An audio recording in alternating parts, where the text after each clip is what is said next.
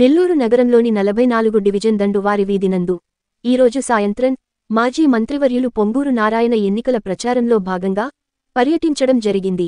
ప్రతి ఒక్కరిని ఆప్యాయంగా పలకరిస్తూ ప్రజలతో మమేకమై ఈ కార్యక్రమాన్ని కొనసాగించారు. ఈ కార్యక్రమంలో స్థానిక డివిజన్ ప్రధాన కార్యదర్శి ఏడుకొండలు కపిల రేవతి, దర్శి హరికృష్ణ, చిన్నబ్బాయి, సురేంద్ర, పెట్టి ప్రసాద్, నరేంద్ర నాయుడు, రమేష్, సీను, జఫ్ఫుల్లా, టిడిపి నాయకులు, కార్యకర్తలు తదితరులు, అభిమానులు, స్థానికులు పాల్గొన్నారు.